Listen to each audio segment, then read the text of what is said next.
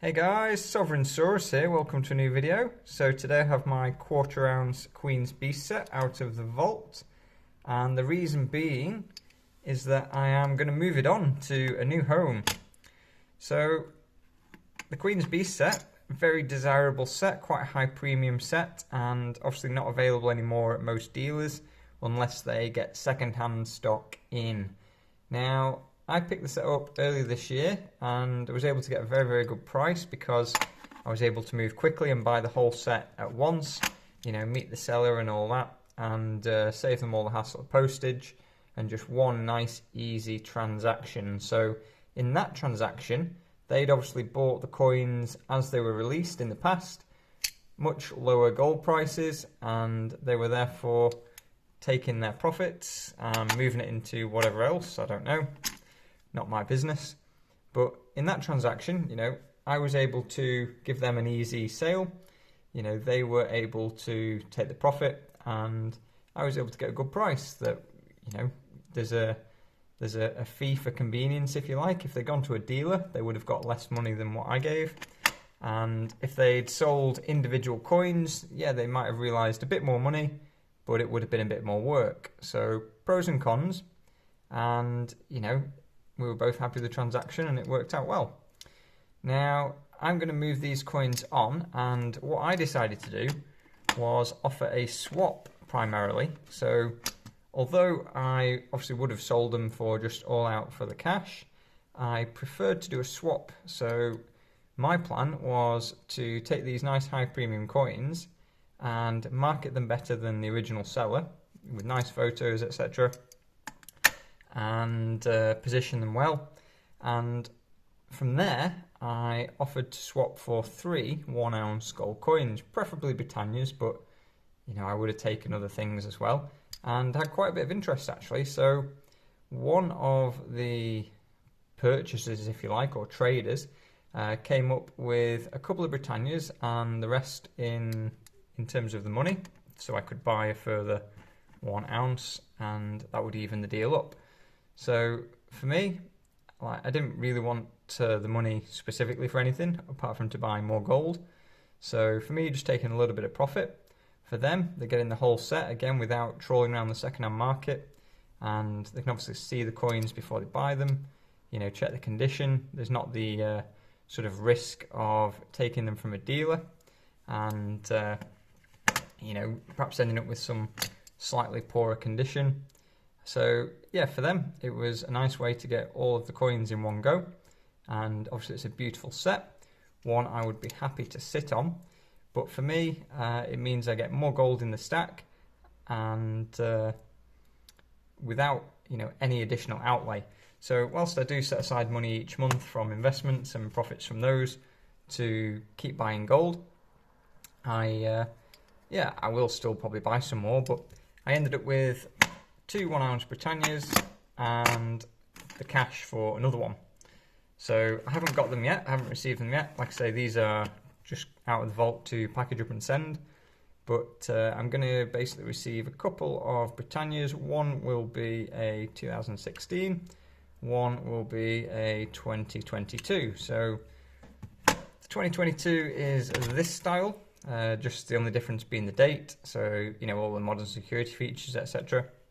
And the other one is a version I haven't got at the moment. It looks more like this, but with like a mottled finish that you see on, where's the dragon?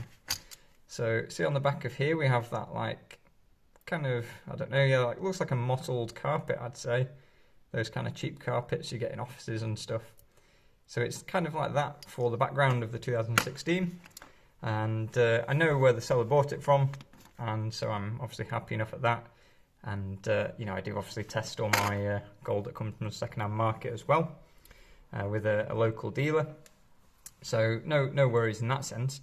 But it just shows that, you know, you can increase the amount of things you have, so whether it's gold or whatever that is, by making trades and just trading up. So as much as I love the Queen's Beast set, I just don't get to see it because it sits in the vault, and you know, I appreciate it through the photos, but that's it really. And I started making videos like this because it was a way for me to see the coins, you know, when I'm locking them away and leaving them basically in a hole underground.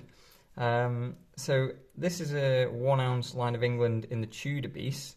I know the capsule's got a few scratches on it, but that's just from me throwing it around.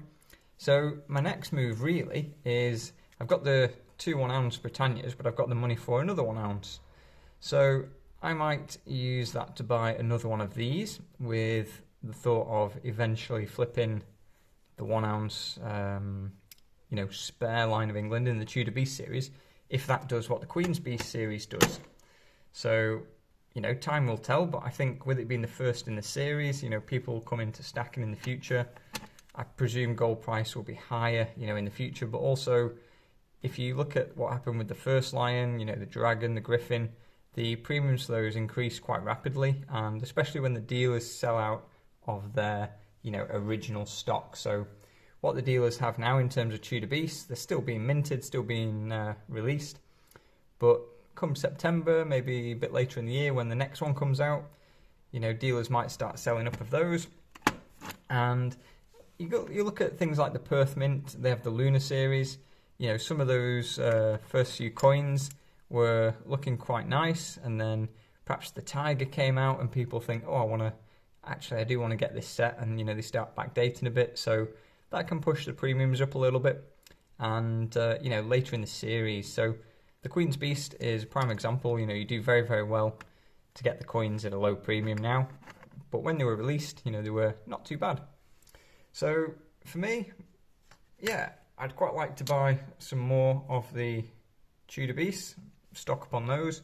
I'm always buying sovereigns, you know, just stocking up there, the bread and butter really, but always happy to pick up the 1 ounce coins as well. So I'm not sure what I'll do with the money from, like I say, the part sale, part swap, but we will see.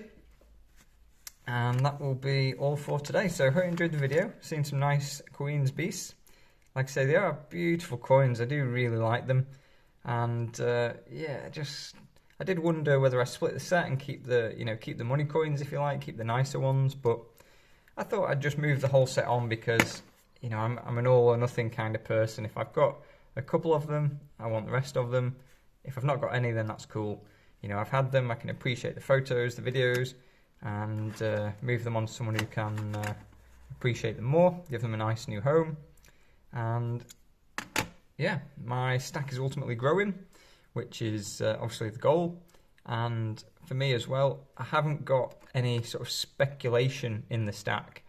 So what I mean by that, you know, these coins, they can obviously go for their melt value to a dealer, or they could go potentially for more on the second-hand market. You know, they've got those higher premiums at the moment.